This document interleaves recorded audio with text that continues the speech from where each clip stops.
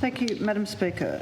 Yesterday in Franklin Square, women and men came from all over, I would say, Tasmania to rally for International Women's Day.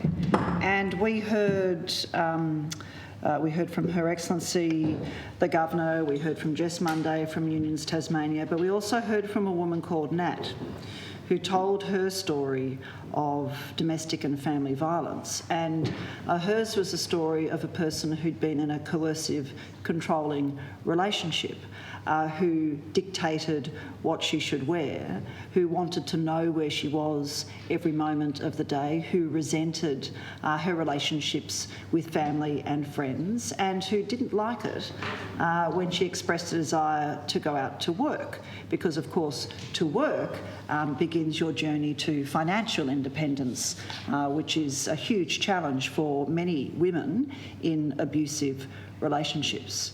And it reinforced, I think, with everyone who stood in utter silence listening to Nat yesterday, that domestic and family violence comes in many forms. And the form of violence that Hannah Clark and her beautiful children experienced before her ex-husband murdered them was a form of coercive, controlling family violence, where, again, this person, this murderer, who was prepared to kill a woman he professed to love and his 3 children, sought to control what she wore. She wasn't allowed to wear shorts at the gym that they co-owned, controlled who she was able to see, would sulk for days on end if he felt that his power was being challenged in any way. And on the 4th of December last year, Hannah Clark finally made a run for it.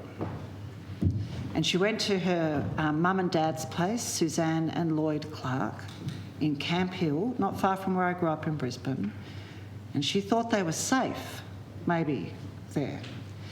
A domestic violence order was taken out on the murderer, and he, within quick succession, on 3 separate occasions that sequentially followed each other very quickly, he breached that order. When it became very clear that he was losing any control over the situation, he kidnapped their daughter and took her interstate. And it was really at that point, from the reports that I've heard, that Hannah Clark understood just how dangerous that man was, Madam Deputy Speaker. And there is a move on now to have laws at a national level reformed so that those other forms of coercive violence, control of domestic violence, are captured within the legislation. And I think that we here in Tasmania have taken it close to that level of having, within our Family Violence Act of 2004, a recognition that the violence women and children experience comes in many forms, not all of it physical. Now, Madam Deputy Speaker, it is my understanding that the Premier as yet has not made time to sit down with the Family Violence Counselling and Support Service. If I'm incorrect in that statement, I'm happy to stand corrected, but I do think that would be an important meeting for you to have as the Minister for the Prevention of Family Violence, to sit down with the government agency that deals at the front line with people, women and children, who have been traumatised and their lives smashed up, and they're trying to put them back together.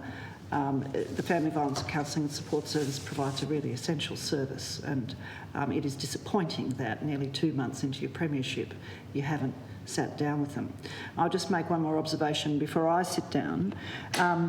As I'm saying, Madam Speaker, violence comes in many forms. I heard what the Premier said before about how important it is that we condemn this violence. I would urge the Premier to recognise that that responsibility also applies to other acts of violence within our community. And it may have escaped your attention, Premier, that one of the peaceful protesters, at least, who was in that car in the Tarkine that was rammed about 10 days ago repeatedly, was Dr. Lisa Searle, a very well-qualified GP who is also up there defending the Tarkine.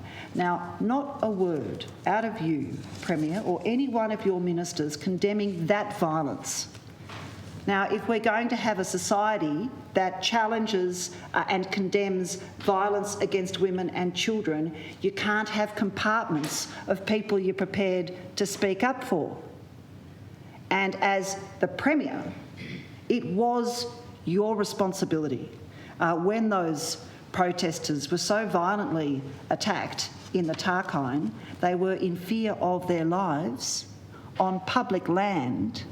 It was your responsibility to condemn that violence. But no, we didn't hear a word from you. Didn't hear a word. And that's as good as dog whistling to those thugs who are prepared to hurt peaceful protesters in our forests.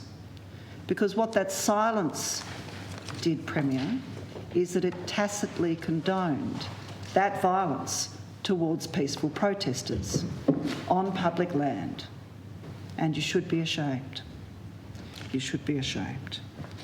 So, Madam Speaker, I know that this is an issue that the public, the people of Tasmania, want there to be as little politics as possible over. And I want to acknowledge your work, Madam Deputy Speaker, as the former Minister for Women, who worked really hard to get that tripartisanship on the issue of family violence prevention, Madam Deputy Speaker.